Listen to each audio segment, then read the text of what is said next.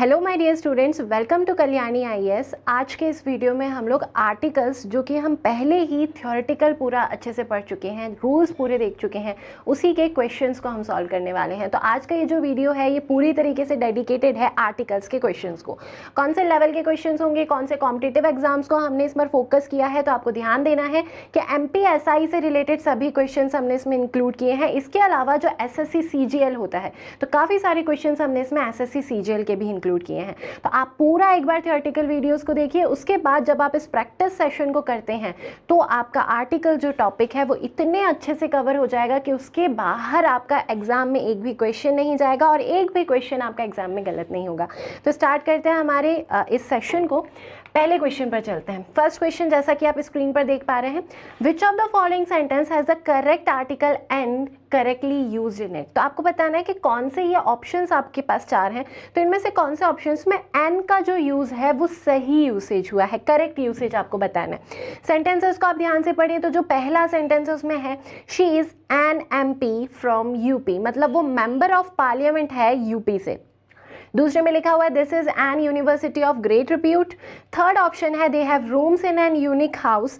Fourth option है, your brother is a honourable man. अब देखिए, हम लोग बहुत आसान तरीके से करने की कोशिश करते हैं। हमने जो रूल्स देखे थे ए और एन के, मैं एक बार आपको वो रूल रिवाइज करवा देती हूँ। हिंदी के अकॉर्डिंग हमने पढ़ा था कि आप ए का यूज करते हैं कब, जब क से ज्ञ तक का साउंड आता है। जो पहला अक्षर आप प्रोनाउंस कर रहे हैं उसका साउंड यदि क से ज्ञ तक के बीच में आएगा तब आप ए का यूज करेंगे।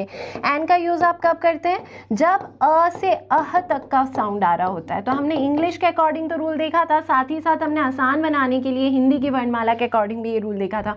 अब देखिए, हम लास्ट ऑप्शन को देखते हैं। सबसे पहले यहाँ पर लिखा है ऑनरेबल। इसको जब आप पढ़ते हैं तो आप हॉनरेबल नहीं पढ़ते, आप क्या बोलते हैं, आप ऑनरेबल बोलते हैं।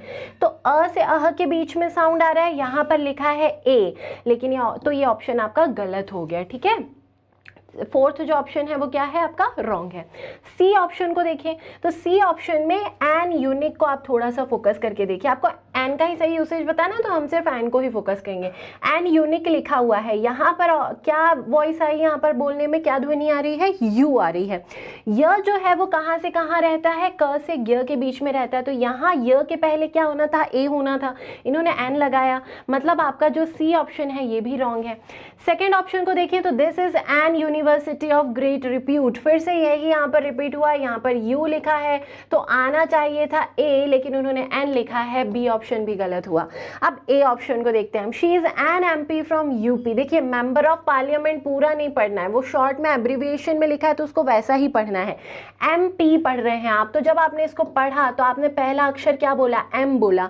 एम को बोलने में जो पहला वर्ण उच्चारित हुआ, जो प्रोनाउंसिएशन हुआ वो क्या हुआ, ए।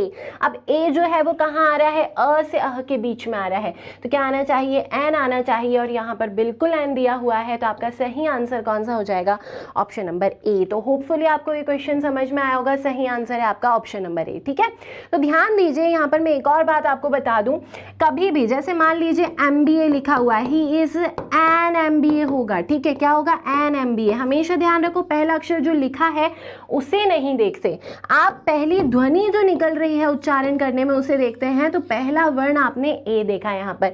अब इसी तरीके से यदि BBA लिखा होता तो आप BBA में क्या बोलते हैं, यहाँ पे पहला अक्षर क्या उच्चारित कर रहे हैं आप, बी, ब बोल रहे हैं आप, तो फिर क्या हो जाता आपका ABBA। मान लीजिए MA लिखा होता तो फिर से NMA होता। मान लीजिए किसी को FIR रिपोर्ट फाइल करवानी है तो he has gone for filing an FIR, आप क्या पढ़ेंगे, इसको एफ पढ़ेंगे। पहला अक्षर क्या बोला आपने, ए बोला, तो क्या हो जाएगा, एन FIR। तो ऐसे क्वेश्चंस कई बार SI के एग्जाम में पूछ लिए जाते हैं, तो आपको ये जरूर ध्यान रखना है। चलते हैं नेक्स्ट क्वेश्चन पर। अगला क्वेश्चन आप स्क्रीन पर देख पा रहे हैं, I am dash English teacher. अब मैंने बोला था, देखिए ऑप्शंस में आपको ए एंड द और नो आर्टिकल लिखा हुआ दिख रहा है। अब मैंने आपको ये बताया था रूल्स में कि जब कभी एक का बोध हो रहा होता है आपको, तब एक के लिए आप या तो ए लगाते हैं या फिर एन लगाते हैं, द नहीं लगाते।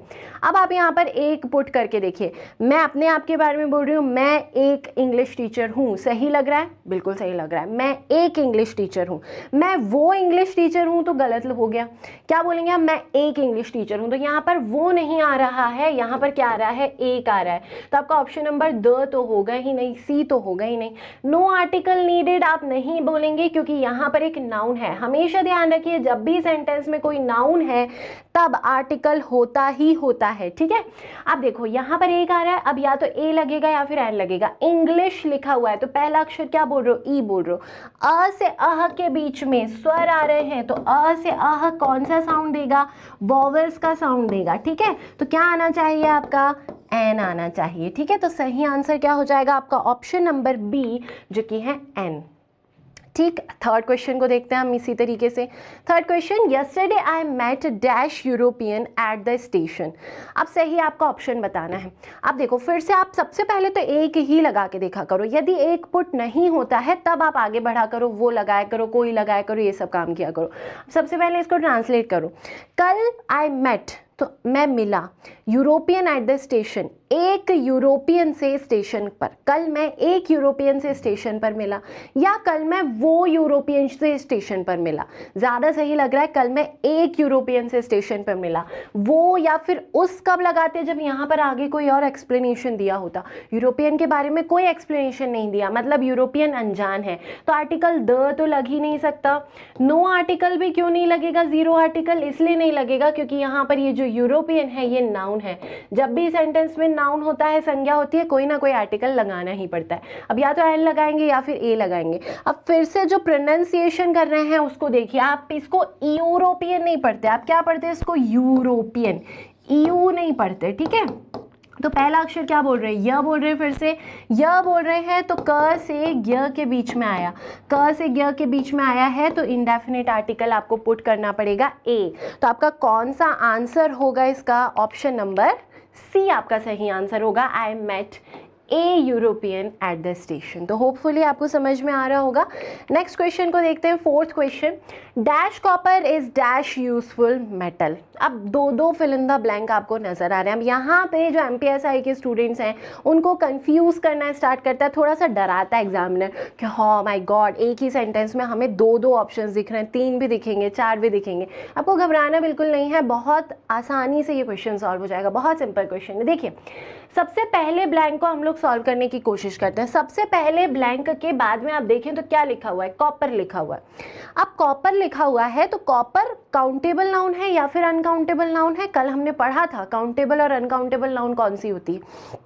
काउंटेबल नाउन्स वो होती हैं जिनके पहले कोई संख्या लग पाती है, अनकाउंटेबल वो होती हैं जिनके पहले कोई संख्या नहीं लगती और जिनका बहुवचन नहीं बनाया जा सकता एस या ईएस लगाकर। अब देखिए कॉपर कोई शब्द होता है क्या, नहीं होता। 1 कॉपर, 2 कॉपर, 3 कॉपर हो सकता है क्या, नहीं हो सकता, मतलब संख्या भी नहीं लग रही है। तो ये जो नाउन है ये कैसी नाउन है, ये नाउन है आपकी अनकाउंटेबल नाउन, ठीक है। अब थोड़ा सा दिमाग में रूल्स लाओगे तो हमने देखा था कि अनकाउंटेबल नाउन के पहले जनरली आप कोई आर्टिकल नहीं लगाते। जब उसका प्लेस निश्चित हो जाए या उसको रिलेट कर दिया जाए किसी दूसरे नाउन से तब उसके पहले द लगता है। अभी कॉपर को किसी चीज़ से रिलेट नहीं किया, कहाँ का कॉपर है, किसका कॉपर है, कुछ भी नहीं बताया, मतलब कॉपर स्पेसिफाई नहीं हुआ। तो अनकाउंटेबल नाउन के रूल्स के अकॉर्डिंग यहाँ पर क्या आना चाहिए, नो आर्टिकल। हमेशा ध्यान रखिए कि अनकाउंटेबल नाउन के पहले आप जनरली किसी भी आर्टिकल का यूज नहीं करते। तो देखिए पहले ऑप्शन में तो आना चाहिए नो आर्टिकल, और पहले ऑप्शन में नो आर्टिकल आपको फर्स्ट ही में दिख रहा है, पहले ब्लैंक में नो आर्टिकल फर्स्ट ऑप्शन में दिख रहा है। अब यहाँ पर आप ए पुट करके देखो, ए आ सकता है, dash copper is a useful metal. Copper एक उपयोगी धातु है, एक बिल्कुल फिट बैठ रहा है वहां पर, मतलब आपका सही आंसर कौन सा हो गया, ऑप्शन नंबर ए जो है वो होगा आपका सही आंसर, ठीक है। चलते हैं अगले क्वेश्चन पर। Himalayas are on dash, sorry sentence the से स्टार्ट हुआ है, the Himalayas are on dash north of India. अब डायरेक्शन वाला रूल यहाँ पर लगेगा, यहाँ पर डायरेक्शन, दिशा या फिर पोजीशन बताता हुआ कोई शब्द है, और ये रूल हमने पढ़ा था कि पोजीशन के पहले आप जनरली कोई आर्टिकल नहीं लिखते क्योंकि ये एक प्रॉपर नाउन होता है। लेकिन यदि प्रिपोजिशन लिखा हो तब आपको आर्टिकल द लगाना होता है। तो आप यहाँ पर देखिए आपको एक प्रिपोजिशन दिख रहा है on on, in, into, upon, under, below, above, ये सब क्या है? प्रीपोजिशन है।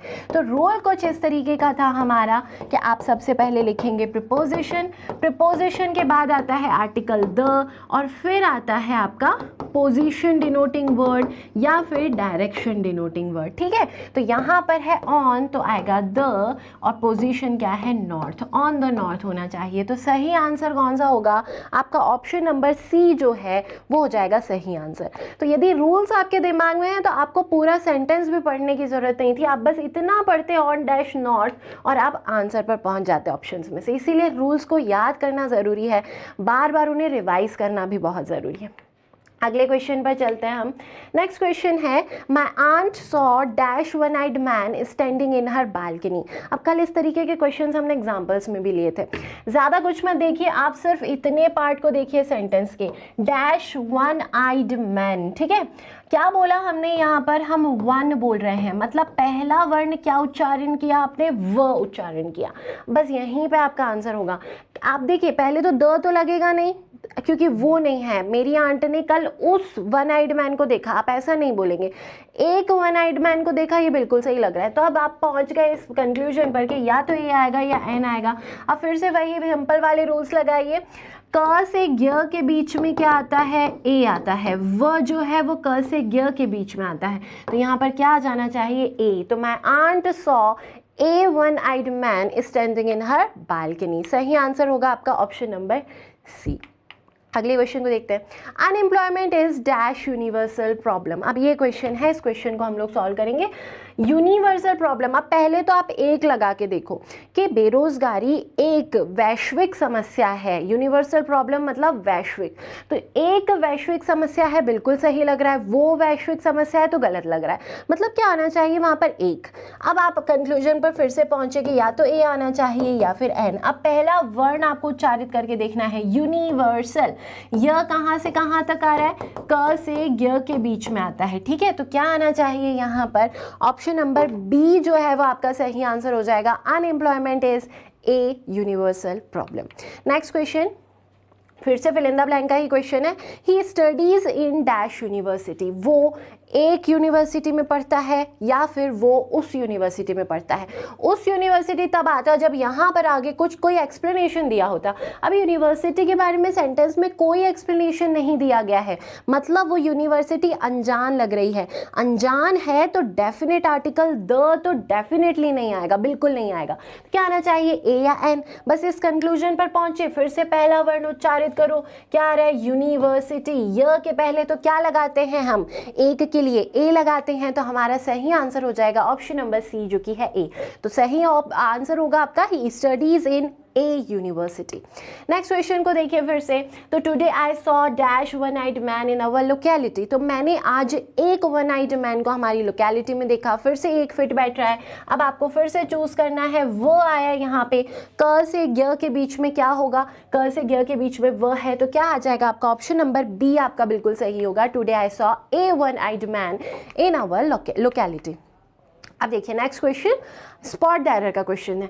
ऐसे क्वेश्चंस एसआई में भी पूछे जाते हैं और साथ ही साथ एसएससी में भी पूछे जाते हैं। तो ये जो पर्टिकुलर मैंने क्वेश्चन लिया है ये एमपीएसआई से रिलेटेड क्वेश्चन है। ठीक है, अब सेंटेंस को ध्यान से पढ़िए आप। सेंटेंस आपका इस तरीके से है, आपको 4 ऑप्शंस दिए हुए हैं। ये जो 3 ऑप्शंस हैं, ये 3 ऑप्शंस में एक सेंटेंस को पार्टीशन करके लिखा गया है। मतलब ये पूरा है एक ही सेंटेंस, उसको पार्ट्स बना के ABC ऑप्शन में लिखा है।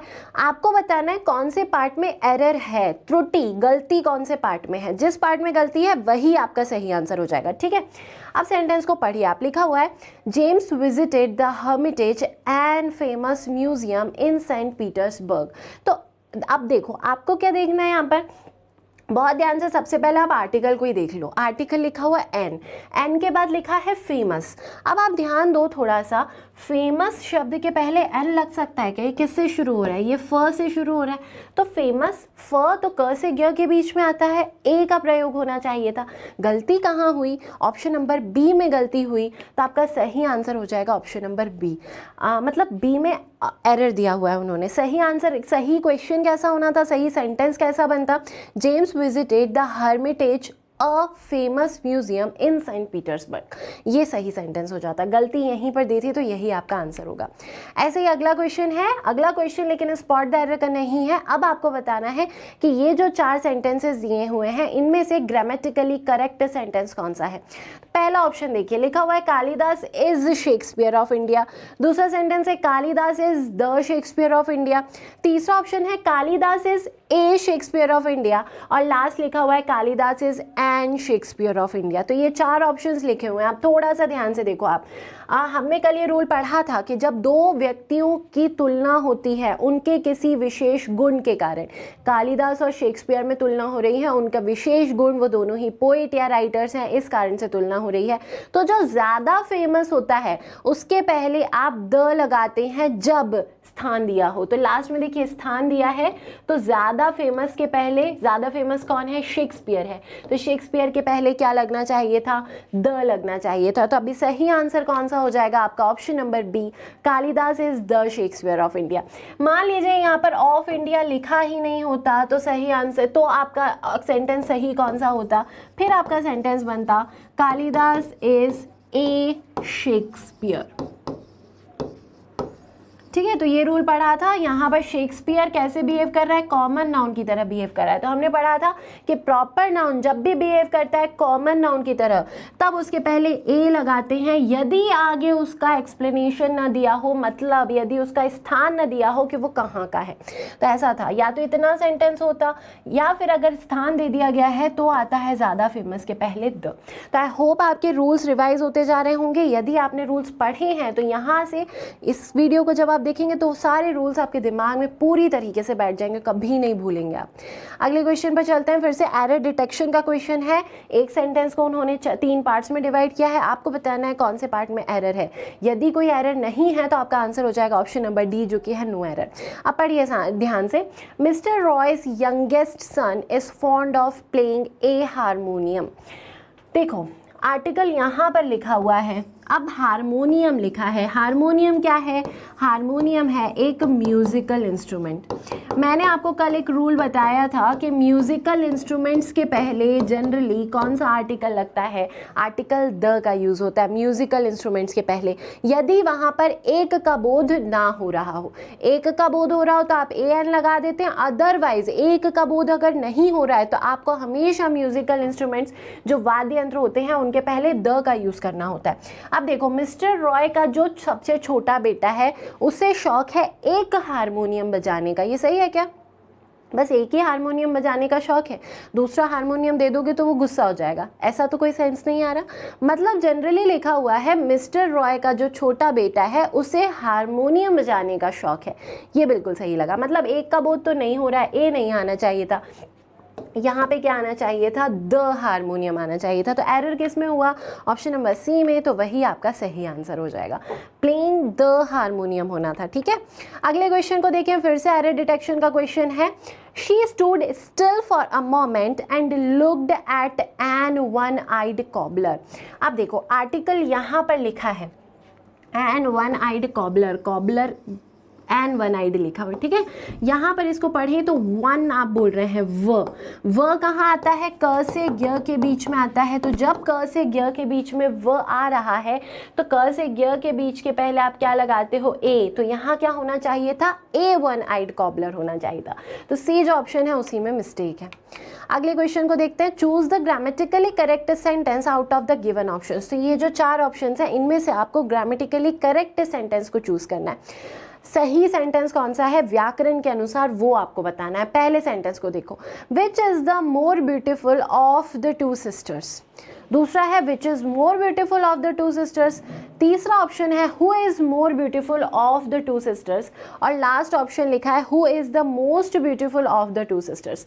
अब देखिए यहाँ पर सुपरलेटिव डिग्री वाला रूल लग रहा है, सुपरलेटिव और कंपैरेटिव डिग्री। ठीक है, तो हमने कल देखा था कि जो एडजेक्टिव्स होती हैं, मैं एक बार और आपको रूल को एक्सप्लेन कर देती हूँ। एडजेक्टिव्स की 3 डिग्रीज होती हैं, एक होती है पॉजिटिव डिग्री, दूसरी होती है कंपैरेटिव डिग्री, और जो तीसरी है वो है सुपरलेटिव डिग्री। किसी भी विशेषण की ये 3 डिग्रीज होती हैं।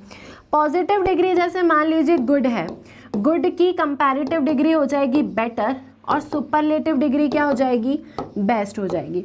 ऐसे यहाँ पर आपको मोर और मोस्ट दिख रहा है, तो जैसे मच या फिर मैनी, मच या मैनी पॉजिटिव डिग्री है, उसकी कंपैरेटिव डिग्री होगी मोर और सुपरलेटिव डिग्री हो जाएगी मोस्ट। अब देखिए एक बात और यहाँ पर ध्यान दीजिए, आर्टिकल्स में हालांकि मैं आपको ये चीज़ बताने वाली थी, लेकिन यहाँ पर ये जो बात है ये जानना आपका ज़रूरी है।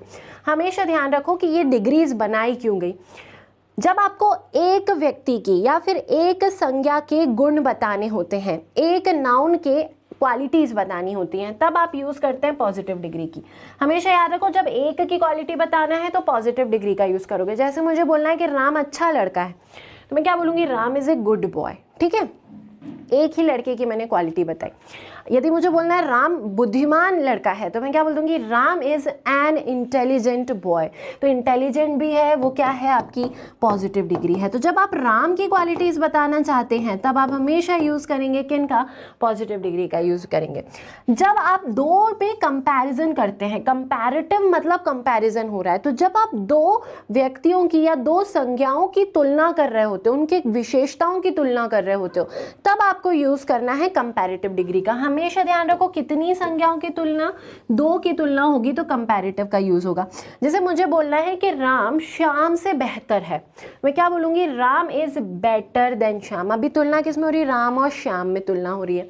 यदि मुझे बोलना होता कि राम श्याम से ज्यादा बुद्धिमान है, दोनों की बुद्धिमानी में तुलना कर रहे होते यदि हम, तो हम क्या बोल देते, Ram is more intelligent then Shyam. ठीक है, सुपरलेटिव डिग्री आप याद रखिए यूज किया जाता है जब आपको एक की तुलना एक से ज्यादा से करनी है, मतलब मोर देन वन से जब आप तुलना करना चाहते हो, कंपैरिजन, तब आप सुपरलेटिव डिग्री की बात करते हो, यूज करते हो। जैसे मुझे यदि बोलना होता कि राम उसकी कक्षा में सबसे ज्यादा बुद्धिमान है, तो मैंने राम की तुलना उसकी कक्षा के सभी विद्यार्थियों से कर दी, तब मैं यूज करती Ram is the most intelligent student in his class. क्या बोला हमने, मोस्ट इंटेलिजेंट बोला। तो मोस्ट इंटेलिजेंट का भी यूज किया जब राम की तुलना आप बहुत सारों से कर रहे हो। जब एक की तुलना बहुत सारों से होती है तब आप सुपरलेटिव डिग्री का यूज करते हो। ठीक है, अब देखो सेंटेंसेस को हम पढ़ते हैं। Which is the more beautiful of the two sisters. देखो सबसे पहले तो हम यहाँ पे देखें तो कितनी बहनों में तुलना हो रही है, टू सिस्टर्स में तुलना हो रही है। देखिए सब में टू सिस्टर्स लिखा हुआ है, तो जब टू सिस्टर्स लिखा हुआ है तो क्या सुपरलेटिव डिग्री आ सकती है, नहीं आएगी। टू के लिए तो क्या आती है, कंपैरेटिव डिग्री। तो देखो यहाँ पे इन्होंने एक सुपरलेटिव डिग्री मोस्ट लगा के रखी थी, तो ये जो मोस्ट ब्यूटीफुल है ये वाला सेंटेंस तो यूसेज ही गलत हो गया, क्योंकि दो बहनों में तुलना आप मोस्ट से नहीं कर सकते, आपको मोर से ही तुलना करनी है। अब ये तीन सेंटेंसेस देखें तो हमने कल एक रूल पढ़ा था कि जब भी देन के प्लेस पर ऑफ द टू लिखा होता है तो कंपैरेटिव डिग्री के पहले द लगता है। फिर से एक बार याद करो, फिर से एक बार सुनो। मैं बोल रही हूँ कि जब भी कंपैरिजन करने में THAN देन की बजाय ऑफ द टू लिखा हो तब आपको यूज करना है कंपैरेटिव डिग्री के पहले द का। जनरली आप कंपैरेटिव डिग्री के पहले कुछ नहीं यूज करते, लेकिन यदि ऑफ द टू लिखा हुआ है तब आपको कंपैरेटिव के पहले द लगाना पड़ता है। या फिर एक और रूल हमने पढ़ा था कि जब कंपैरेटिव डिग्री सेंटेंस की शुरुआत में होता है तब आपको द लगाना होता है। तो अभी ये जो दूसरा रूल है वो यहाँ पर अप्लाई हो रहा है। ऑफ द टू लिखा हुआ है तो कंपैरेटिव डिग्री के पहले क्या आना चाहिए, द। कंपैरेटिव डिग्री है आपकी मोर ब्यूटीफुल, तो मोर ब्यूटीफुल के पहले आना चाहिए द। तो आपका सही आंसर कौन सा हो जाएगा, ऑप्शन नंबर ए जो है वो है आपका सही आंसर। तो इस तरीके से रूल्स को दिमाग में लाना है और क्वेश्चंस को आपको सॉल्व करना है। अब चलते हैं नेक्स्ट क्वेश्चन पर। 15th क्वेश्चन फिर से स्पॉट द एरर का क्वेश्चन है, और यदि सेंटेंस को आप ध्यान से देखें तो एक सिंपल से सेंटेंस को 3 पार्ट्स में डिवाइड किया गया, आपको फिर से एरर बताना है। क्वेश्चन को पढ़िए आप। A idle brain is the devil's instrument. Article को जरा ध्यान से देखिए कहाँ लगा हुआ है, ए आइडल यहाँ पर लिखा हुआ है। अब आप इसका उच्चारण कैसे कर रहे हैं, आपने पढ़ा इसे आइडल, तो आइडल पढ़ा तो पहला वर्ड क्या बोला आपने, आ बोला, आ आता है अ से, अह के बीच में, अ से अह के पहले तो आप एन का यूज करते हैं, लेकिन यहाँ पर इन्होंने ए का यूज किया है, यहीं पर इन्होंने मिस्टेक कर दी। तो सही आंसर है आपका ऑप्शन नंबर ए। ऑप्शन में आपको मिस्टेक नजर आ रही है। सही सेंटेंस कैसे फॉर्म होता, an idle brain is the devil's instrument, ऐसा सही आंसर आपका होता है। ठीक है, 16th क्वेश्चन को देखते हैं आप। 16 क्वेश्चन फिर से एक स्पॉट द एरर का ही क्वेश्चन है। सेंटेंस को ध्यान से पढ़ो तो लिखा हुआ है Nile is longer than any other river in the world. अब ध्यान से देखें तो सबसे पहले आपको नाइल लिखा हुआ है यहाँ पर दिख रहा है। जो नाइल है ये एक नदी का नाम है। सेंटेंस को ट्रांसलेट करने में भी आपको समझ में आया कि नाइल किसी नदी का नाम है। और हम एक रूल पढ़ चुके हैं कि नदियों के नाम के पहले सागर, महासागर, कैनाल्स या फिर बे, गल्फ जो खाड़ियां होती हैं, इन सब के नाम के पहले आप आर्टिकल द का प्रयोग करते हैं। तो नाइल के पहले आर्टिकल द का यूज होना चाहिए था, लेकिन नहीं हुआ है, तो सही आंसर आपका ऑप्शन नंबर ए ही है। सेंटेंस सही कैसे बनता? The Nile is longer than any other river in the world. अगले क्वेश्चन को देखें तो फिर से स्पॉट द एरर का क्वेश्चन ही है। The standard unit of currency in US is the dollar लिखा हुआ है। देखिए यूएस लिखा हुआ है, हमने कल एक रूल पढ़ा था, उसमें हमने पढ़ा था कि जनरली आप देश जो राष्ट्र होते हैं, राष्ट्र या फिर देशों के नाम के पहले किसी भी आर्टिकल का प्रयोग नहीं करते। क्यों नहीं करते किसी भी आर्टिकल का प्रयोग? क्योंकि वो एक प्रॉपर नाउन होती है। तो इंडिया, ब्रिटेन, अमेरिका, इनके पहले आप कोई आर्टिकल नहीं लगाएंगे। लेकिन एक कंडीशन हमने ये भी देखी थी कि यदि यूनाइटेड, यूनियन, रिपब्लिक या फिर कोई टाइटल जैसे कि ग्रेट, यदि इस तरीके के वर्ड्स लिखे हों तब आपको कंट्री के नाम के पहले द का प्रयोग करना है। तो कंट्री के नेम के पहले द का प्रयोग कब होता है? जब इस तरीके के वर्ड्स आपको लिखे हुए नजर आते हैं। अब यहाँ पर देखें तो यूएस का क्या मतलब है? United states. यूनाइटेड शब्द आपको देखा तो यहाँ क्या आना चाहिए था? आर्टिकल द, लेकिन नहीं लिखा है, तो ऑप्शन नंबर सी ही आपका आंसर हो जाएगा। सेंटेंस सही बनता the standard unit of currency in the United States is the dollar. अगले क्वेश्चन पर चलते हैं, 18th question. Due to its natural beauty Kashmir is known as Switzerland of India. अब जैसे हमने कालिदास और शेक्सपियर वाला क्वेश्चन देखा था, उसी प्रकार का क्वेश्चन है ये। दो प्लेसेस में कंपैरिजन किया है, कश्मीर और स्विट्जरलैंड में। क्यों कंपैरिजन किया है? क्योंकि दोनों ही हिल स्टेशंस हैं और दोनों को ही जन्नत बोला जाता है। ठीक है, तो Kashmir is known as dash, Switzerland of is known as Switzerland of India. Switzerland ज़्यादा फेमस है। जो ज़्यादा फेमस है उसके पहले क्या आता है? उसके पहले द का यूज़ होता है, क्योंकि यहाँ पर स्थान निर्धारित किया हुआ है इसीलिए। तो स्विट्जरलैंड के पहले द आना था, तो आंसर होगा आपका ऑप्शन नंबर सी। यहाँ पर द स्विट्जरलैंड ऑफ इंडिया होना चाहिए था। Kashmir is known as the Switzerland of India. अगले क्वेश्चन को देखें। Most of the people of southern India do not know the Hindi. ध्यान से पढ़िए आप, देखिए most of the people of southern India do not know the Hindi. Hindi के पहले इन्होंने द का यूज़ किया, और हमने रूल पढ़ चुके हैं हम के लैंग्वेजेस के नाम के पहले किसी भी आर्टिकल का प्रयोग नहीं होता। यदि यहाँ पर हिंदी लैंग्वेज लिखा होता तो द हिंदी लैंग्वेज सही है, लेकिन यदि केवल हिंदी लिखा है तो आप द का प्रयोग नहीं करेंगे।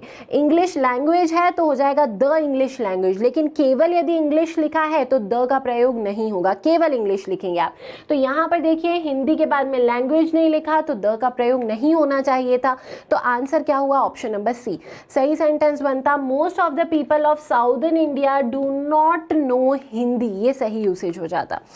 नेक्स्ट क्वेश्चन फिर से आपका है, फिर से आपका एक स्पॉट द एरर का ही सेंटेंस है। Whole town was destroyed by the earthquake.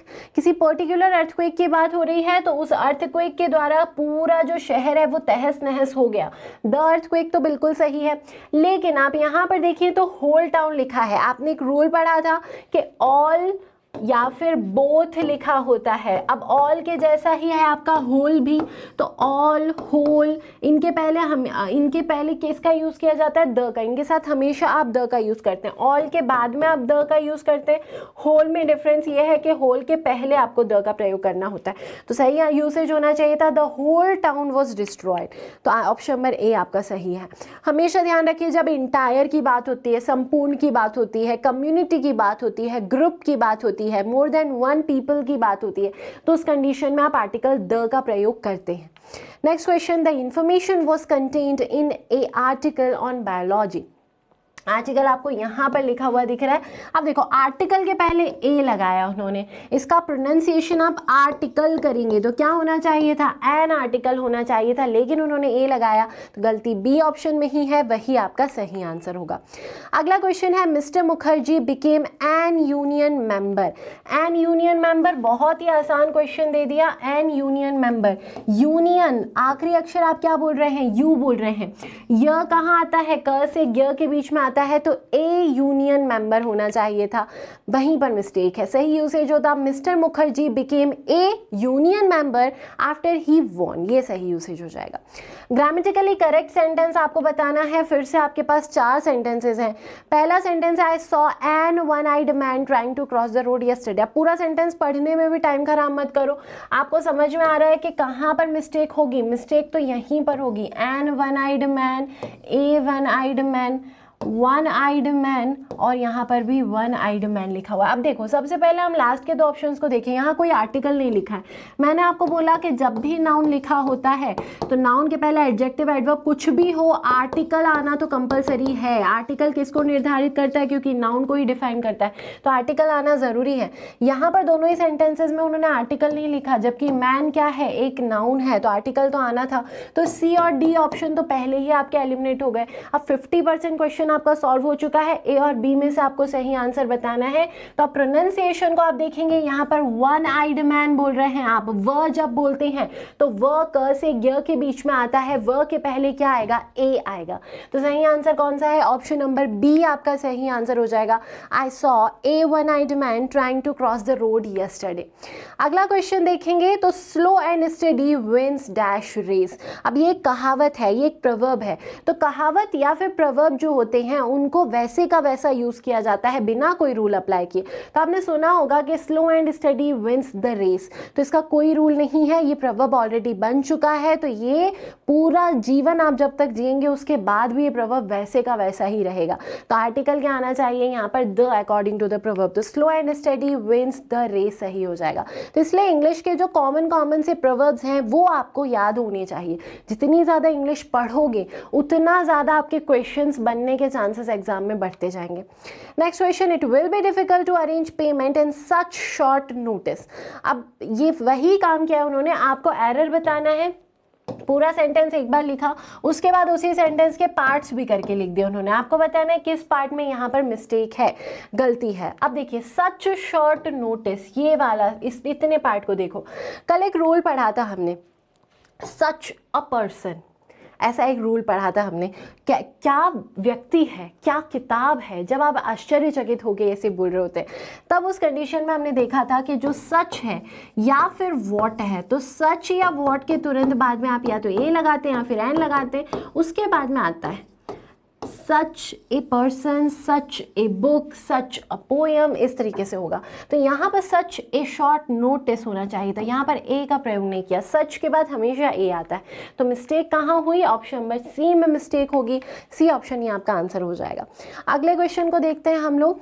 फिर से आपका एक क्वेश्चन है जो कि स्पॉट द एरर का क्वेश्चन है। ये पूरा सेंटेंस लिखा हुआ है और उसी के पार्ट्स करके नीचे लिखे हुए हैं। आपको बताना है गलती किस में। सेंटेंस को पढ़ो, even though my friend considered a career in economics और business administration, he finally decided on a physics major. A physics major लिखा हुआ है। अब ये इसको थोड़ा सा ध्यान से देखिए। मैंने आपको बताया था कि जब भी विषय के नाम होते हैं, भाषा के नाम तो देखे ही थे, साथ में आपने देखे थे कि विषय के जो नाम होते हैं, सब्जेक्ट्स के जो नाम होते हैं, उनके पहले कभी भी इंडेफिनिट आर्टिकल का प्रयोग नहीं होता, किसी भी आर्टिकल का प्रयोग नहीं होता। तो फिजिक जो है ये तो यहाँ पर एक सब्जेक्ट के वे में लिखा हुआ है। मेरा जो फ्रेंड है वो इकोनॉमिक्स या फिर बिजनेस एडमिनिस्ट्रेशन लेना चाहता था, लेकिन उसने क्या लिया, फिजिक मेजर लिया ग्रेजुएशन के लिए। सब्जेक्ट का नाम है तो इसके पहले आर्टिकल नहीं आना चाहिए था, वही मिस्टेक हो गई। क्या होना चाहिए था, फिजिक मेजर होना चाहिए था, ए नहीं आना चाहिए था। अगला क्वेश्चन अब फिर से आ गया है आपका फिल इन द ब्लैंक का, और बहुत आसान क्वेश्चन है। थोड़ा सा ध्यान से देखें, 2 ब्लैंक इसलिए दिए हैं ताकि आप घबरा जाए, वहाँ पर नर्वस हो जाए। तो नर्वस नहीं होना है, आराम से बहुत इत्मीनान से एक एक ब्लैंक को सॉल्व करने की कोशिश करते हैं। एक बार पढ़ते हैं सेंटेंस को हम। तो Lata had seen dash pair of beautiful diamond earrings dash other day. अब लता ने, पहले वो लगाओ और फिर एक लगाओ, वो अगर फिट बैठ जाता है तो द लगा देना, एक फिट बैठता है तो ए लगा देना। तो पहले हम यहाँ तक देखते हैं ब्यूटीफुल डायमंड ईयरिंग्स। तो लता ने एक सुंदर पेयर देखा डायमंड ईयरिंग्स का, एक बार मैंने लगाया एक, उसके बाद मैं लगाती हूँ लता ने वो सुंदर जोड़ा ईयरिंग्स का देखा, वो सुंदर जोड़ा ईयरिंग्स का देखा। तो वो के लिए तो आगे कुछ एक्सप्लेनेशन दिया ही नहीं है, तो वो तो नहीं आ सकता। ज़्यादा सही क्या लग रहा है आपको? ए लग रहा है, तो यहाँ पर आना चाहिए ए। अब देखिए पहले ब्लैंक में आ गया है ए, एन तो नहीं आ सकता क्योंकि प से स्टार्ट हो रहा है, ए आ गया पहले ब्लैंक में। अब यहाँ से आपका 50% क्वेश्चन सॉल्व हो चुका है। ए जब पहले ब्लैंक में आया तो अब आप ऑप्शंस में देखो, पहले ब्लैंक में ए कहाँ दिख रहा है? यहाँ पर दिख रहा है। तो बस दूसरे तो कोई ऑप्शंस होंगे ही नहीं, यहाँ क्या आना चाहिए? द आना चाहिए। अब यहाँ पर एक और बात ध्यान दो, हमेशा याद रखना, इसको कहीं पर नोट डाउन कर लेना कि अदर कभी भी लिखा होता है, other day, other month, other person, तो अदर स्टूडेंट, हमेशा अदर के पहले आप यूज़ करते हैं द का, क्योंकि किसी पर्टिकुलर की ही बात हो रही होती। तो यहाँ क्या आएगा? आर्टिकल द आएगा। तो ए और द, ऑप्शन नंबर ए जो है वो आपका सही आंसर हो जाएगा इस क्वेश्चन का। अगले क्वेश्चन पर चलते हैं। Learn dash new skill every 6 months to take out dash boredom of repetitive work. अब देखिए दो फिल इन द ब्लैंक दिख रहे हैं आपको, कोई सा भी ब्लैंक पहले आप सॉल्व कर सकते हो। आप चाहो तो पहला ब्लैंक पहले सॉल्व करो, आप चाहो तो दूसरा ब्लैंक पहले से सॉल्व करो। देखिए dash boredom of repetitive work, पहले हम लास्ट वाले ऑप्शन को लास्ट वाले ब्लैंक को सॉल्व करते हैं। Dash boredom of repetitive work, boredom वैसे तो अनकाउंटेबल नाउन है, उसके पहले कुछ नहीं आना चाहिए, लेकिन अनकाउंटेबल नाउन जब किसी से संबंधित हो जाती है तो द लगाना है। किस चीज़ के बोर्डम की बात हो रही है? रिपीटेटिव वर्क के बोर्डम की बात हो रही है। तो रिपीटेटिव वर्क का बोर्डम हो गया, तो यहाँ क्या आना चाहिए? Article the. सेकेंड ब्लैंक में आना चाहिए द। देखिए आपको सेकेंड ब्लैंक में द दो ऑप्शंस में दिख रहा है, बी और डी आपके एलिमिनेट हो गए। ये elimination method fill in the blanks में बहुत हेल्प करता है, बहुत हेल्पफुल होता है। अब 50% तो क्वेश्चन सॉल्व हो गया, दो ऑप्शंस आप डिलीट कर चुके हैं, इन दोनों में से कौन सा आंसर है आपका? अब आप एक लगा लो और वो लगा के देख लो। बोला जा रहा है learn dash new skill every 6 months, तो हर 6 महीने में एक नई स्किल सीखा करो, एक नई स्किल सीखना चाहिए, या फिर हर 6 महीने में वो नई स्किल सीखना चाहिए। एक ही नई स्किल क्यों सीखोगे तुम? वो नई स्किल हर 6 महीने में, वो तो अच्छा नहीं लग रहा। यहाँ क्या अच्छा लग रहा है? एक अच्छा लग रहा है। तो एक अच्छा लग रहा है तो क्या आना चाहिए? न के अकॉर्डिंग ए आना चाहिए। कहाँ पर आपको ए लिखा हुआ दिख रहा है? ऑप्शन नंबर ए। कितने आसानी से क्वेश्चन सॉल्व हो गया। सही आंसर है आपका ऑप्शन नंबर ए। तो learn a new skill every 6 months to take out the boredom of repetitive work. अगले क्वेश्चन को पढ़ते हैं हम लोग। The effect of dash event on a person is more beautiful than dash event itself. अब ये जो क्वेश्चन है इसका रूल बहुत ही आसान रूल है, लेकिन ये रूल अभी तक मैंने बताया नहीं है, तो मैं पहले आपको ये क्वेश्चन सॉल्व करवा के बताती हूँ बिना रूल के। विदाउट रूल इसको हम सॉल्व करते हैं और फिर हम उस रूल को बताऊंगी मैं आपको, उस रूल से भी हम इसको सॉल्व करके देखेंगे, ठीक है, ताकि आपको दोनों तरीके से आए सॉल्व करना। देखो आपको दो बार इवेंट और इवेंट लिखा हुआ दिख रहा है और उस इवेंट के पहले ही आपको फिल इन द ब्लैंक दिख रहा है, मतलब जो इवेंट है वो बहुत इंपॉर्टेंट है। पहले वाले इवेंट को ध्यान से पढ़ें। The effect of dash event on a person is more beautiful then dash event itself. ये कौन सा इवेंट है? क्या इस इवेंट के बारे में, इस घटना के बारे में आगे कोई एक्सप्लेनेशन दिया कि किसी पर्टिकुलर घटना की बात हो रही है जो बचपन में होती है, जो बुढ़ापे में होती है, जो स्कूल में होती है, जो कॉलेज में होती है? ऐसी किसी घटना को स्पेसिफाई नहीं किया उन्होंने। तो जनरली कोई भी घटना को बोल रहे हैं। जब कोई भी होता है स्पेसिफिक नहीं होता तो उस कंडीशन में क्या आता है? ए या फिर एन आता है, ठीक है। तो यहाँ पर ए या एन आना चाहिए। इवेंट जब आपने बोला तो छोटा ई है, छोटा ई है तो क्या आएगा? यहाँ पर एन हो जाएगा। दो ऑप्शंस डिलीट हो गए आपके, ए और सी। अब या तो बी आंसर होगा या फिर डी आंसर होगा, ठीक है। एन दो में आ रहा है, ठीक। यहाँ पर क्या आना चाहिए? द आना चाहिए या फिर एन आना चाहिए। अब देखिए थोड़ा सा पढ़िए फिर से एक बार। The effect of an event on a person, किसी भी घटना का जो इफेक्ट होता है व्यक्ति पर, किसी भी घटना का एक व्यक्ति पर जो इफेक्ट होता है वो ज़्यादा खूबसूरत होता है उस घटना से भी, उस घटना से भी ज़्यादा खूबसूरत होता है। तो जब मैंने एक बार किसी भी बोला तो दूसरी बार मैं उस इवेंट के पहले क्या बोल रही हूँ? उस घटना, क्योंकि मैं अब यहाँ पर ये किस इवेंट की बात कर रही हूँ? ये जो पहले थोड़ी देर पहले मैंने इवेंट बोला था उसी इवेंट की बात कर रही हूँ। तो ये वाला इवेंट जो है वो इससे ज़्यादा स्पेसिफिक हुआ कंपैरेटिवली। तो जब इसके बारे में आपको पता चल गया कि इसी इवेंट की बात हो रही है, तो यहाँ तो क्या आना चाहिए, द आना चाहिए। तो आपका सही आंसर क्या हो जाएगा, ऑप्शन नंबर बी आपका सही आंसर हो जाएगा। तो देखिए ये तो आपने किया इस क्वेश्चन को बिना रूल के सॉल्व। अब मैं आपको रूल बता रही हूँ यहाँ पर। हमेशा ध्यान रखिए कि जब भी ऐसा हो कि सेंटेंस में एक ही नाउन रिपीट हो, 2 बार 3 बार 4 बार एक ही नाउन को लिखा हुआ है, तो हमेशा ध्यान रखो सबसे पहले जो नाउन लिखी है उसके पहले तो इंडेफिनिट आर्टिकल आएगा, और दूसरी तीसरी चौथी बार जब भी उस नाउन को लिखा गया वहाँ पर आर्टिकल द का प्रयोग होगा। जैसे कुछ एग्जाम्पल्स मैं आपको दूँ। एक सेंटेंस लिखा है, my mother gave me dash book, comma, dash book is very interesting।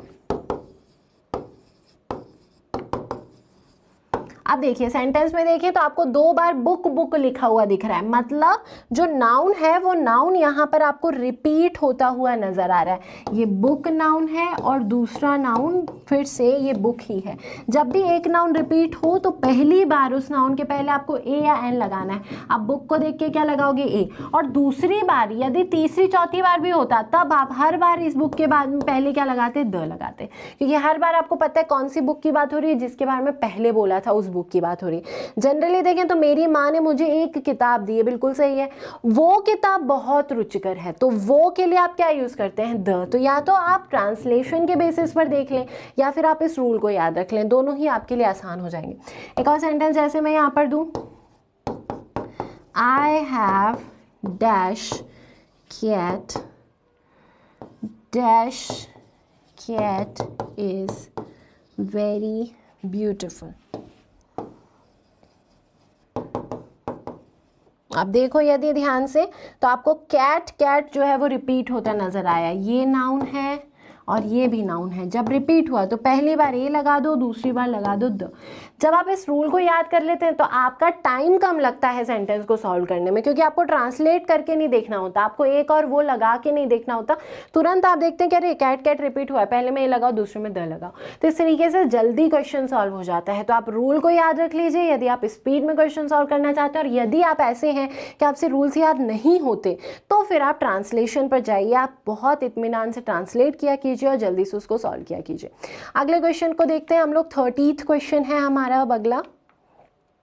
Dash diploma from dash university in India is recognised globally. अब फिर से 2 ब्लैंक्स हैं आपके सामने।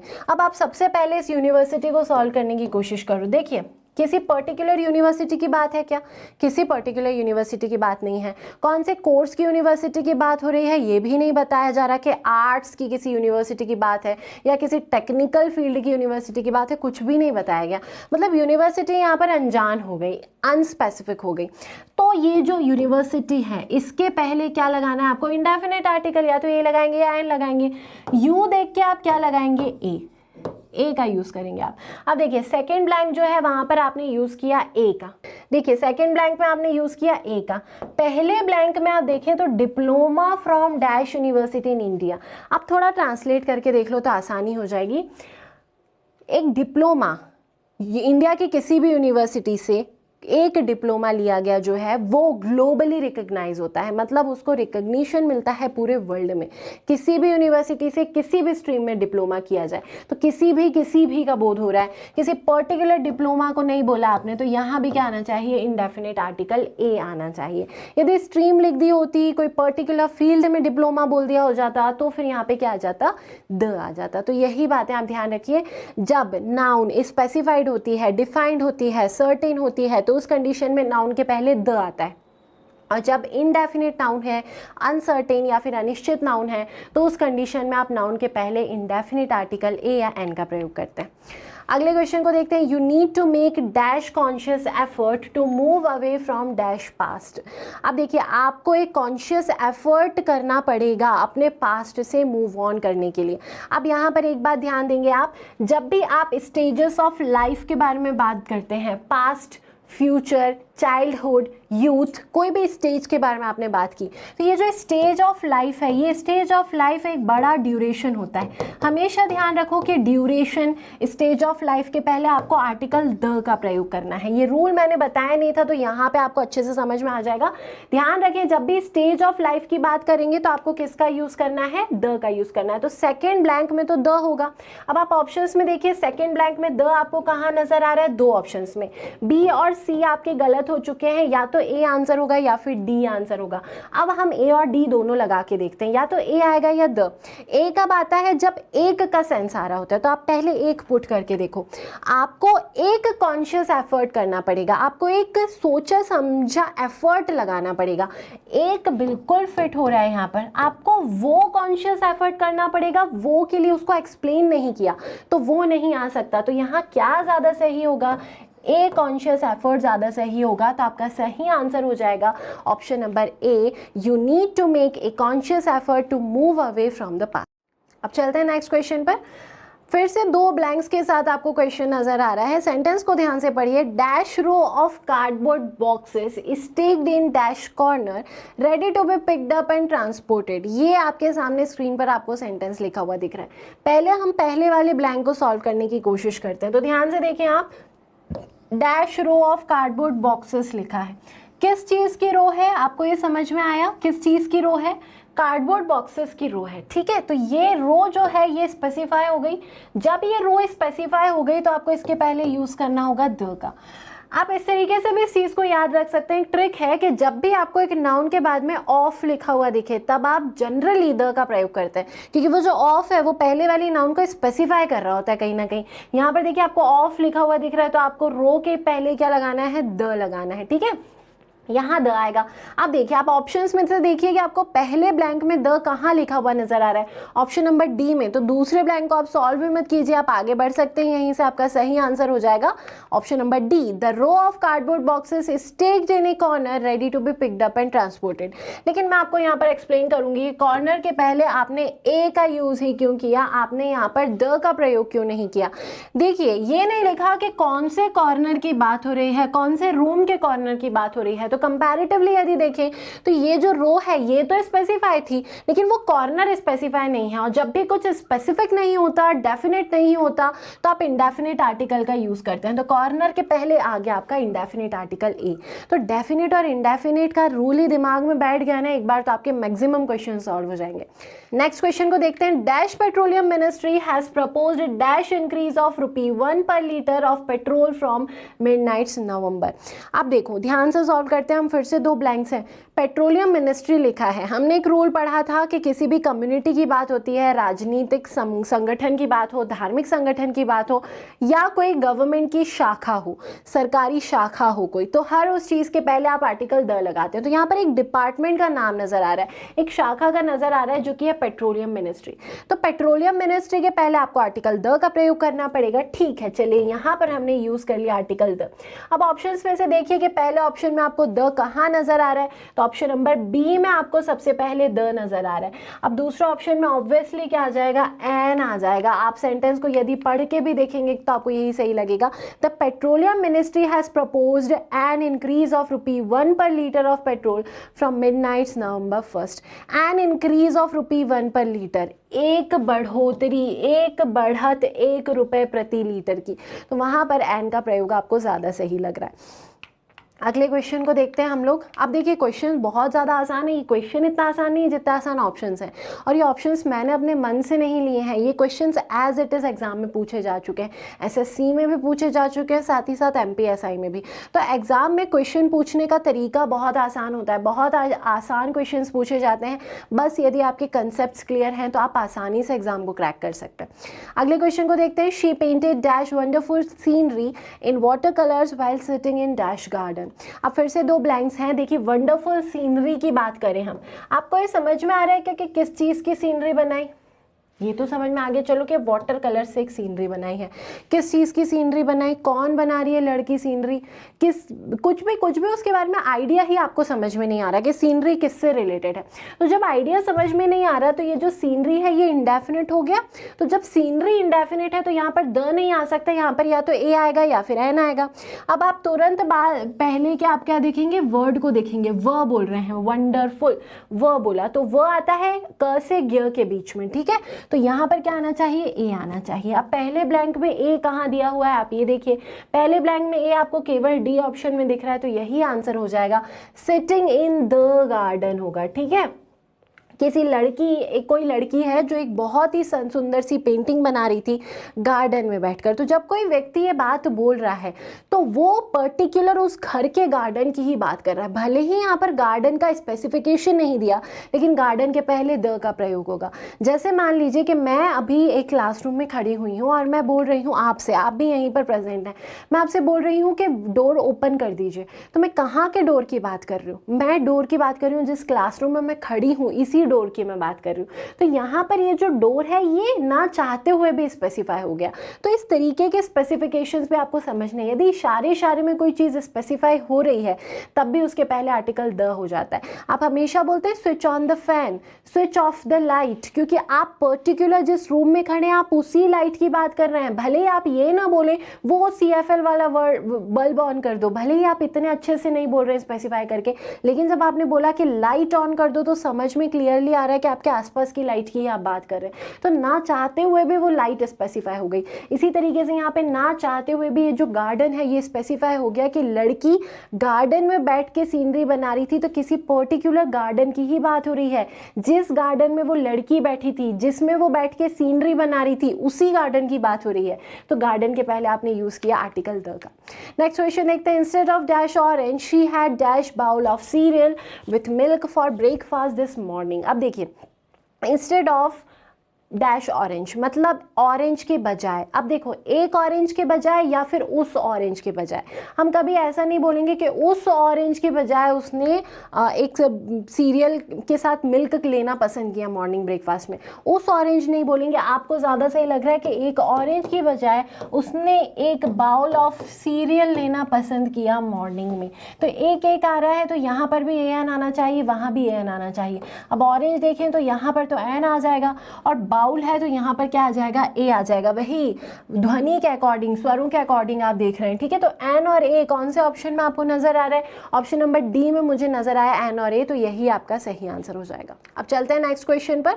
दे were having dash interesting debate on child labour in dash college auditorium. अब देखो फिर से दो ब्लैंक्स हैं और फिर से बहुत आसान क्वेश्चन है, बहुत आसानी से सॉल्व होगा ट्रांसलेशन से यदि करोगे तो। उनके बीच में एक इंटरेस्टिंग डिबेट चल रही थी चाइल्ड लेबर पर। अब ध्यान से इतने सेंटेंस को पढ़ो।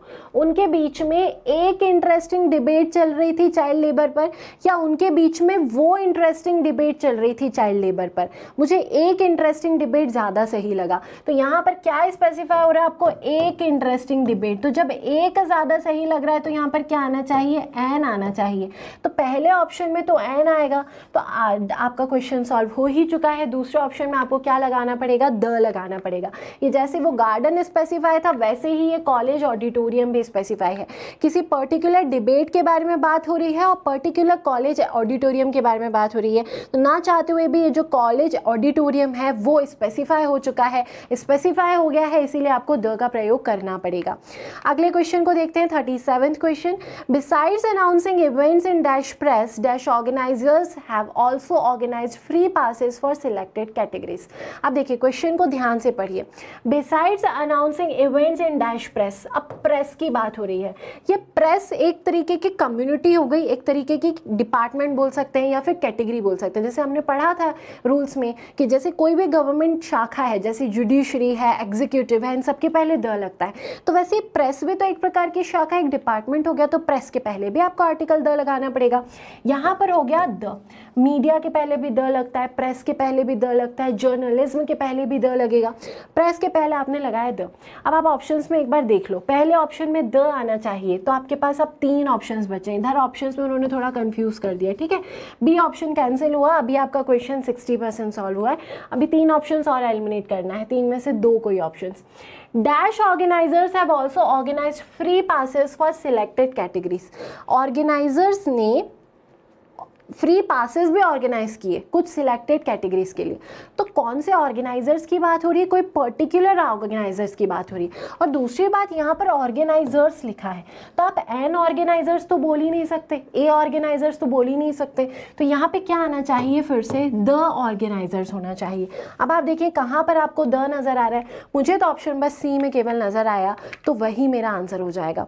Besides announcing events in the press, the organisers have also organised free passes for selected categories.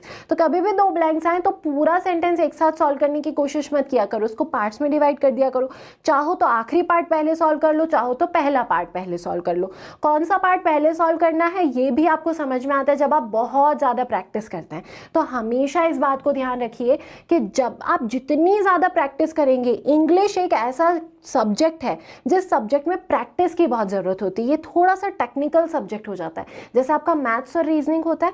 तो हमेशा ध्यान रखें कि जितने ज़्यादा प्रैक्टिस करेंगे आप, जितने ज़्यादा क्वेश्चन सॉल्व करेंगे, उतनी आसानी से आपके खुद के ट्रिक्स बनेंगे। इंग्लिश एक ऐसा सब्जेक्ट है जिसके ट्रिक्स कोई आपको सिखा नहीं सकता, जिसकी स्ट्रेटेजी कोई आपको बता नहीं सकता, ना ही कोई मैथ्स और रीजनिंग की स्ट्रेटेजी बता सकता है आपको कि कैसे आप क्रैक करोगे। हम लोग केवल आपको एक पाथ बता सकते हैं, उस पर चलना आपको ही है। तो जितनी ज़्यादा प्रैक्टिस करोगे उतना ज़्यादा आपका माइंड ट्रेंड होगा एग्जाम में क्वेश्चन सॉल्व करने के लिए। तो जो ये मैं बताती हूँ ना यहाँ पर कि पहले आप इस पार्ट को सॉल्व कर ले, फिर हम इस पार्ट को सॉल्व करते हैं, ये मुझे कैसे आया, जब मैंने थाउजेंड्स ऑफ क्वेश्चन सॉल्व किए हैं। तो आप थाउजेंड्स ऑफ क्वेश्चंस ना सॉल्व करें, आप 100 ऑफ क्वेश्चंस भी सॉल्व कर ले, तो भी आपका माइंड अपने आप इस कैपेबिलिटी में पहुंच जाएगा कि उसे खुद क्वेश्चन को पढ़ के ही समझ में आएगा, देखते से कुछ सेकंड्स में समझ में आएगा कि पहले मुझे सेकंड पार्ट सॉल्व करना है, पहले सेकंड पार्ट आसान लग रहा है या फर्स्ट पार्ट। उसके लिए आपको बहुत सारी प्रैक्टिस करनी पड़ेगी। तो टारगेट बनाओ कि जब भी कोई टॉपिक पढ़ते हो तो उस टॉपिक के बाद आप कम से कम 100 क्वेश्चन जरूर सॉल्व करते हो। 100 और मैक्सिमम 200 500 भी हो सकते हैं। जितने क्वेश्चन सॉल्व करोगे उस टॉपिक में गलती होने के चांसेस उतने कम हो जाएंगे, उसमें एक्यूरेसी के चांसेस उतने ज़्यादा बढ़ेंगे। तो प्रैक्टिस ज़रूर करते रहिए आप। नेक्स्ट क्वेश्चन पर चलते हैं हम, फिर से 2 ब्लैंक्स का क्वेश्चन है। He was dash honourable man who did not give in to dash temptation of taking the cash. अब देखो, मैं पहले लास्ट वाला पार्ट सॉल्व करने की कोशिश करती हूँ। Dash temptation of taking the cash, ये जो टेम्पटेशन वर्ड है, ये टेम्पटेशन वर्ड मुझे नजर आ रहा है अनकाउंटेबल नाउन। अब हमने रूल पढ़ा था अनकाउंटेबल नाउन का। अनकाउंटेबल नाउन के पहले जनरली आप कोई आर्टिकल नहीं लगाते, लेकिन जब अनकाउंटेबल नाउन किसी पर्टिकुलर से स्पेसिफाई हो जाती है, एसोसिएट हो जाती है, तब द लगता है। किस चीज़ की टेम्पटेशन है यहाँ पर? कैश लेने की टेम्पटेशन है। पर्टिकुलर हो गई है टेम्पटेशन, ये गाना सुनने की, डांस करने की टेम्पटेशन नहीं है, पढ़ने की टेम्पटेशन नहीं है, पार्टी करने की टेम्पटेशन नहीं है, ये कैश लेने की टेम्पटेशन है। स्पेसिफाई हो गई तो इसके पहले तो आ जाएगा द। तो आप देखिए सेकंड ब्लैंक में आना चाहिए द। ए ऑप्शन भी गलत हो गया, बी ऑप्शन भी गलत हो गया, या तो सी ऑप्शन आंसर होगा या फिर डी ऑप्शन आंसर होगा। अब सी या डी में से कुछ लगाना है। Dash honourable man who did not give in to the temptation of taking the cash. किसी पर्टिकुलर ऑनरेबल मैन की बात नहीं हो रही है, सामान्यतः बात हो रही है कि कोई भी ऑनरेबल मैन। तो जब कोई भी का सेंस आता है या फिर हर एक का सेंस आता है, प्रत्येक का सेंस जब आता है, मैं बताया था प्रत्येक में भी एक है, कोई भी सेंस जब भी आ रहा होता है तब भी आप क्या लगाते हैं? ए लगाते हैं। मतलब कोई भी, तब भी आपको क्या यूज करना होता है? ए या फिर एन। तो इंडेफिनिट आर्टिकल आएगा। अब ऑनरेबल को देखो, ऑ पढ़ रहे हो, ऑ ऑनरेबल, अ से अ के बीच में आ रहा है तो क्या आना चाहिए? N honourable man who did not. तो सही आंसर होगा आपका ऑप्शन नंबर सी सही हो जाएगा। ठीक है, तो an honourable man who did not give in to the temptation of taking the cash. चलते हैं नेक्स्ट क्वेश्चन पर। नेक्स्ट क्वेश्चन को देखिए आप स्क्रीन पर। तो Anita remembered going with dash group of friends for dash expedition. अब देखो फिर से जो सेकंड ब्लैंक है उसको पहले सॉल्व करने की कोशिश करो। एक्सपेडिशन के पहले हम क्या यूज करें? कोई पर्टिकुलर एक्सपेडिशन की बात हो रही है, जैसे हमने गार्डन वाला रूल देखा था वैसे ही एक्सपेडिशन है। अनीता जिस एक्सपेडिशन में गई थी उसी एक्सपेडिशन को आप डिफाइन कर रहे हैं यहाँ पे। तो ये जो एक्सपेडिशन है ये डेफिनेट हो गया, इसके पहले क्या आएगा? Article the. अब सेकेंड ब्लैंक में आ रहा है आर्टिकल द। आपको 3 ऑप्शन में आर्टिकल आर्टिकल द दिख रहा है, ऑप्शन नंबर डी एलिमिनेट हो गया। 3 ऑप्शंस में से आपको सही आंसर चूज करना है। अब यहाँ पर देखना है डैश ग्रुप ऑफ फ्रेंड्स लिखा हुआ है, कौन सा ग्रुप था फ्रेंड्स का ये कुछ क्लियर नहीं बताया। Group of friends, A group of friends, friends के एक ग्रुप के साथ अनीता गई एक्सपेडिशन में। एक आपको ज्यादा सही लग रहा है, तो जब भी ब्लैंक की प्लेस पर एक आता है तो आप क्या यूज करते हैं, ए या फिर एन। एन आप यहाँ पर लगा नहीं सकते क्योंकि जी ग से स्टार्ट हो रहा है, तो सही आंसर हो जाएगा आपका ए ग्रुप ऑफ फ्रेंड्स।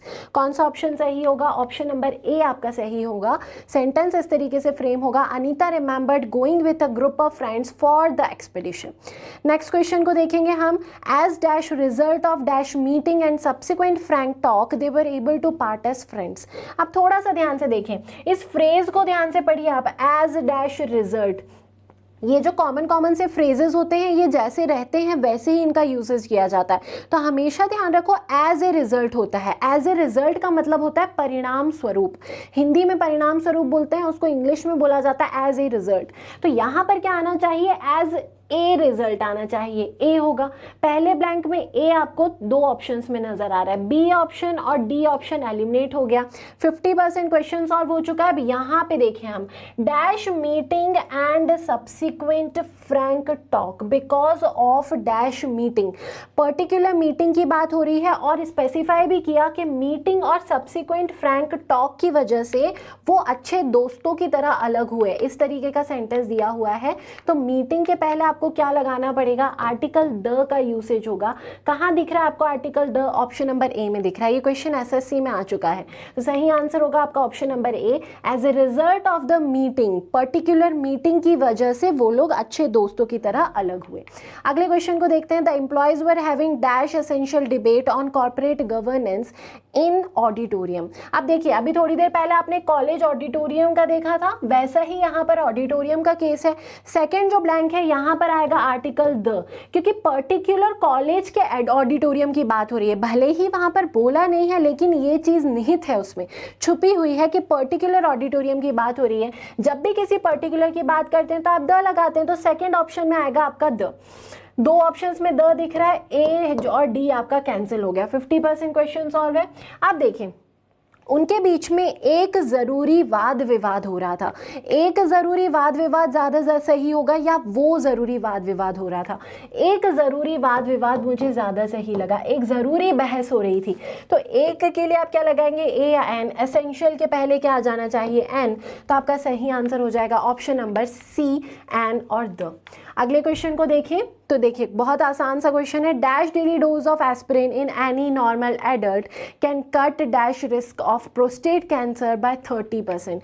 देखिए सेकंड को जल्दी सॉल्व करते हैं क्योंकि ये आसान लग रहा है। रिस्क ऑफ प्रोस्टेट कैंसर, ये जो रिस्क है ये अनकाउंटेबल नाउन है। किस चीज की रिस्क है, प्रोस्टेट कैंसर की रिस्क है, तो ये स्पेसिफाई हो गया। जब भी अनकाउंटेबल नाउन स्पेसिफाई हो जाती है तो आपको द लगाना होता है, तो सेकेंड ब्लैंक में आप द का प्रयोग करेंगे। सेकेंड ब्लैंक में द आएगा तो ए और डी ऑप्शन आपके एलिमिनेट हो चुके हैं। पहले ब्लैंक को बस सॉल्व करना है। आपने सुना होगा an apple a day keep doctors at bay, an apple a day keep doctors away, या इस तरीके का आपने सुना होगा। तो एन एप्पल ए डे आप बोलते हैं। ऐसे ही यहाँ पर लिखा है dash daily dose of aspirin, मतलब एन एस्पिरिन अ डे। तो कितना डोज एस्पिरिन का, एक एस्पिरिन हर रोज, इस तरीके का सेंस आ रहा है, एक एस्पिरिन हर रोज।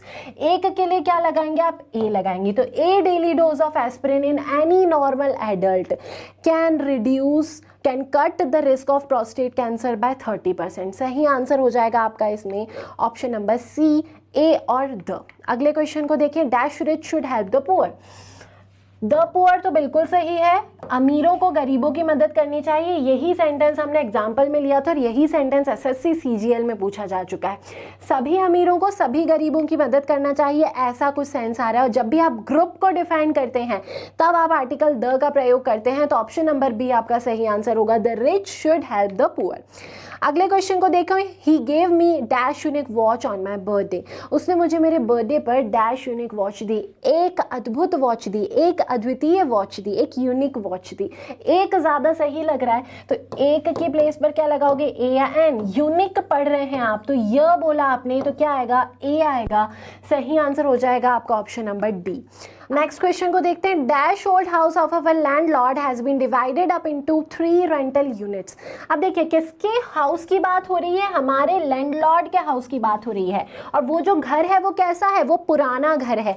मतलब ये जो हाउस है ये बहुत अच्छे से स्पेसिफाई किया गया है सेंटेंस में। पहली बात तो किसका ये भी बताया, कैसा है ये भी बताया। तो जब स्पेसिफिक होता है तो आप क्या यूज करते हैं, आप आर्टिकल द का प्रयोग करते हैं। तो सही आंसर हो जाएगा the old house of our landlord. Next question देखिए, तो Margaret teachers dash French at the local secondary school. बहुत आसान सा रूल है, लैंग्वेज के पहले आप किसी भी आर्टिकल का यूज नहीं करते। तो सही आंसर होगा नो आर्टिकल रिक्वायर्ड। मान लीजिए यहाँ पर फ्रेंच लैंग्वेज लिखा होता, फ्रेंच लैंग्वेज, तो द लगता। याद रखिए लैंग्वेज के बाद, लैंग्वेज के नाम के बाद जब लैंग्वेज शब्द होता है केवल तभी आप द का प्रयोग करते हैं, अदरवाइज भाषा के नाम के साथ किसी आर्टिकल का प्रयोग ना करें। अगला क्वेश्चन है, Graham Bell invented dash telephone. अब इसका सही आंसर हो जाएगा द टेलीफोन। ये रूल मैंने आपको बताया नहीं था तो आप अभी नोट डाउन कर लीजिए। हमेशा ध्यान रखिए जब भी आप किसी आविष्कार की बात करते हैं, आविष्कार बोलें या फिर कोई इन्वेंशन बोलें, तो ऐसे इन्वेंशन, कोई भी इंस्ट्रूमेंट्स, कोई भी डिवाइस जिसका इन्वेंशन हुआ है, यदि वो सेंटेंस में इन्वेंशन की तरह लिखा हुआ है तो उसके पहले हमेशा द का प्रयोग होता है। जैसे मान लीजिए यदि टेलीफोन यहाँ पर किसी आम यंत्र की तरह लिखा होता तो आप इसके पहले किसी भी आर्टिकल का यूज नहीं करते। My father was speaking on telephone, telephone के पहले आपने कुछ नहीं लगाया क्योंकि इस सेंटेंस में टेलीफोन किसी आविष्कार की तरह नहीं लिखा है। लेकिन यहाँ आप देखें तो यहाँ पर लिखा है ग्राहम बेल ने आविष्कार किया टेलीफोन का, तो टेलीफोन यहाँ पर एक आविष्कार के वे में लिखा हुआ है। तो जब भी कोई डिवाइस आविष्कार के रूप में लिखी रहे तब आपको उसके पहले यूज करना है आर्टिकल द का। एक एग्जाम्पल से और हम एक्सप्लेन करते हैं क्योंकि ये क्वेश्चन आपका कई बार एग्जाम में घुमा फिरा के आ जाता है। सेंटेंस है, he is watching dash television, पहला। दूसरा है डैश टेलीविजन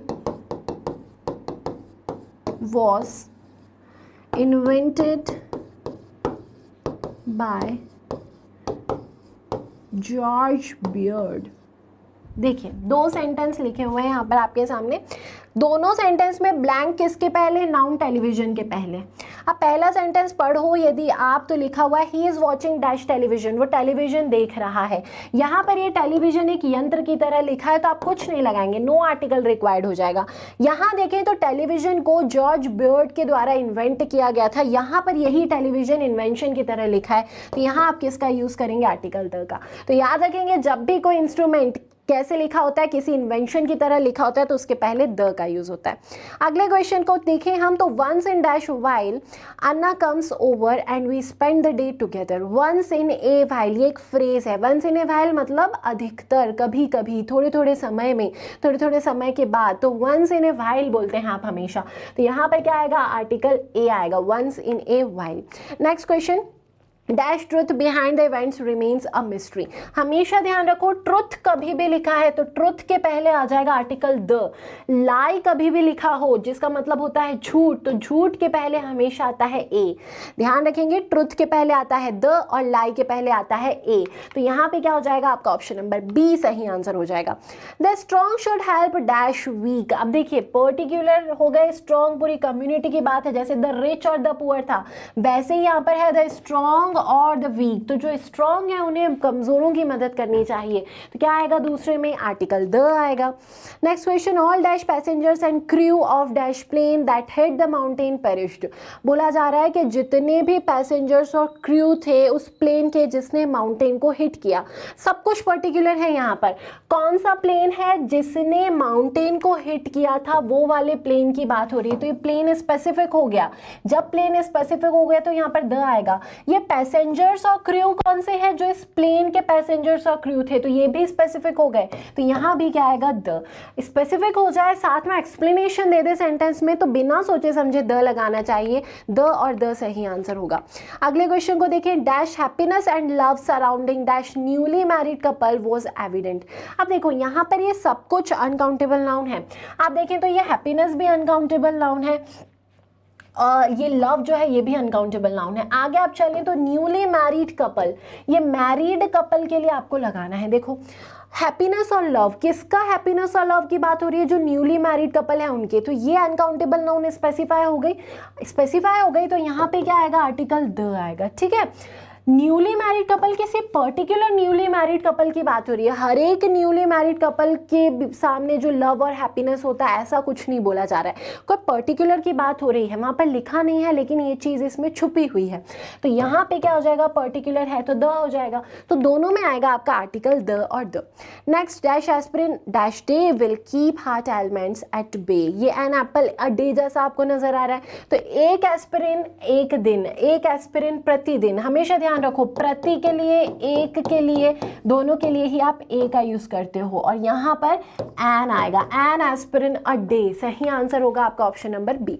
नेक्स्ट क्वेश्चन को देखें तो 54 question, singlet is dash word that should be in dash dictionary but isn't found there. अब देखो, थोड़ा सा ध्यान से देखो, सिंगलेट एक शब्द है जिसे डिक्शनरी में होना चाहिए, या फिर मैं बोलूं सिंगलेट वो शब्द है जिसे डिक्शनरी में होना चाहिए। मुझे ये ज्यादा सही लगा कि सिंगलेट एक शब्द है, एक शब्द बोल रहे हैं, तो एक के लिए क्या आएगा? Singlet is a word that should be in the dictionary. तो डिक्शनरी के पहले तो आप द लगा दोगे और सिंगलेट के पहले क्या लगाओगे? ए लगाओगे। आगे चलते हैं हम लोग। The employees were having dash important discussion on corporate governance in dash auditorium. ऐसे हम दो क्वेश्चन ऑलरेडी सॉल्व कर चुके हैं। ऑडिटोरियम के पहले तो आ जाएगा द, क्योंकि स्पेसिफिक है, और एन इंपॉर्टेंट डिस्कशन, एक जरूरी डिस्कशन कर रहे थे। अभी थोड़ी देर पहले आपने देखा था एक जरूरी वाद विवाद कर रहे थे। नेक्स्ट क्वेश्चन को देखते हैं। She went to dash jewellers shop and bought dash pair of earrings for her daughter.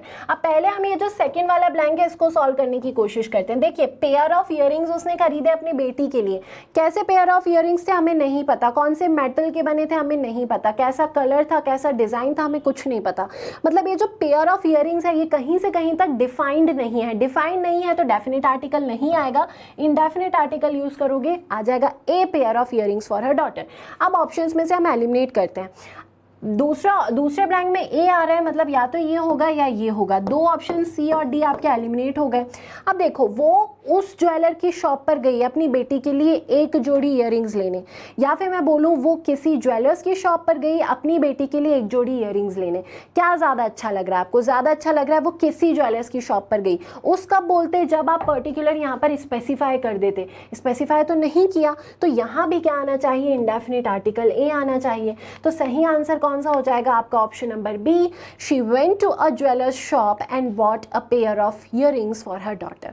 अगले क्वेश्चन को देखते हैं। Dash presentation you sent me yesterday. अब देखो, बहुत ध्यान से देखना, मैं पूरा सेंटेंस भी नहीं पढ़ रही हूँ।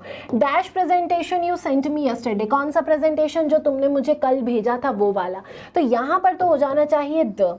एक ऑप्शन एलिमिनेट हो गया। 3 में से आंसर बताना है। 80% क्वेश्चन आप सॉल्व कर सकते हैं।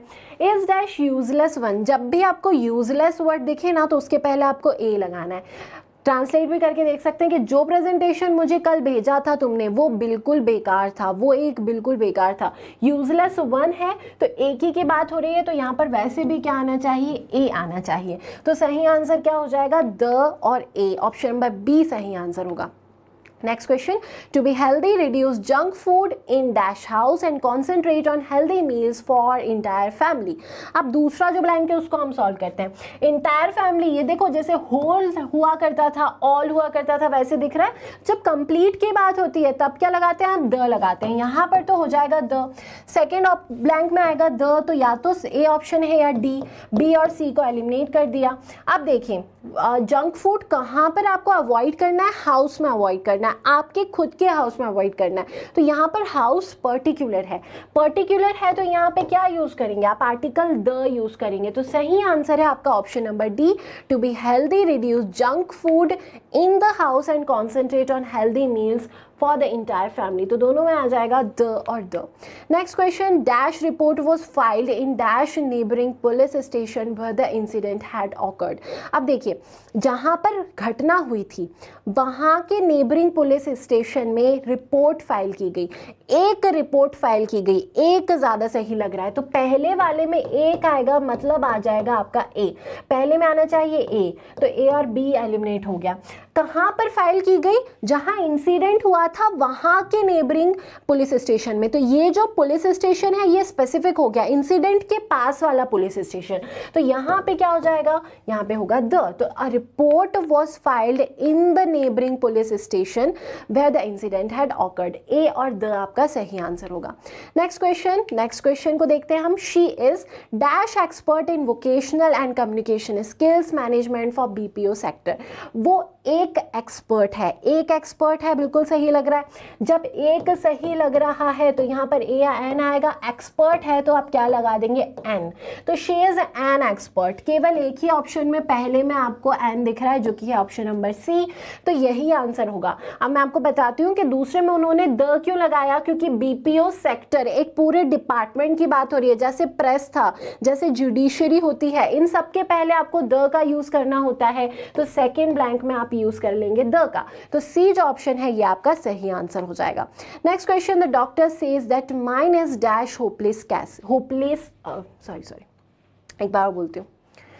नेक्स्ट क्वेश्चन को देखते हैं। The doctor says that mine is dash hopeless case. अब पहले इसको देखो, डॉक्टर ने कहा कि मेरा एक नाउम्मीद केस है, होपलेस केस है, एक होपलेस केस है। तो एक आपको ज्यादा सही लगा तो आप क्या लगा देंगे, ए होपलेस केस। अब ए कहाँ दिख रहा है आपको, ए और डी में दिख रहा है, बी और सी एलिमिनेट हो गए।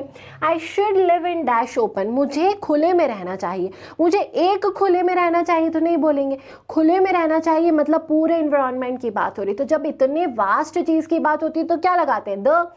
तो ओपन के पहले क्या हो जाएगा, आर्टिकल द हो जाएगा। तो आपका सही आंसर होगा ऑप्शन नंबर ए और the. The doctor says that mine is a hopeless case, he says that I should live in the open. Next question को देखिए, क्वेश्चन को ध्यान से पढ़िए। अब यहाँ पे आपको 3 ब्लैंक्स नजर आ रहे हैं, बहुत ध्यान से देखेंगे। The helicopter landed on dash roof of dash building alarming dash residents. तो हेलीकॉप्टर ने बिल्डिंग के रूफ पर लैंड किया, उसके रेसिडेंट्स, उसके रहवासियों को चकित करते हुए, अलार्म करते हुए, चेतावनी देते हुए। अब ये रेसिडेंट्स किसके रेसिडेंट्स हैं, पर्टिकुलर बिल्डिंग के रेसिडेंट्स है जिस पर हेलीकॉप्टर उतरा। पर्टिकुलर हो गए रेसिडेंट्स, तो यहाँ पे तो आ जाएगा द। अब आप देखिए तो ये जो रूफ है, ये रूफ किसका है, उस बिल्डिंग का है जिस पर हेलीकॉप्टर उतरा। ये जो रूफ है ये भी पर्टिकुलर हो गया, तो यहाँ पर भी आ जाएगा द। अब पहले और आखिरी में द आपको 2 ऑप्शंस में नजर आ रहा है, देखिए ये दोनों तो गलत हो जाएंगे। अब देखो, हेलीकॉप्टर किसी बिल्डिंग के रूफ पर उतरा उसके रेसिडेंट्स को चेताते हुए, ये ज़्यादा सही लग रहा है। या मैं बोलूँ कि हेलीकॉप्टर उस बिल्डिंग के रूफ पर उतरा उसके रेसिडेंट्स को चेताते हुए, किसी सही नहीं लग रहा, उस बिल्डिंग के रूफ पर उतरा, क्योंकि आपको ये पूरा अंदाज़ा है, पूरा आपको ये घटना पता है। तो जब पूरी घटना पता है तो आपको बिल्डिंग भी पता होगी, ये चीज़ आपको समझ में आ रही है। तो यहाँ बिल्डिंग के पहले भी क्या लगना चाहिए, आर्टिकल द लगना चाहिए। तो ऑप्शन डी सही होगा, तीनों ही ब्लैंक्स में द और द।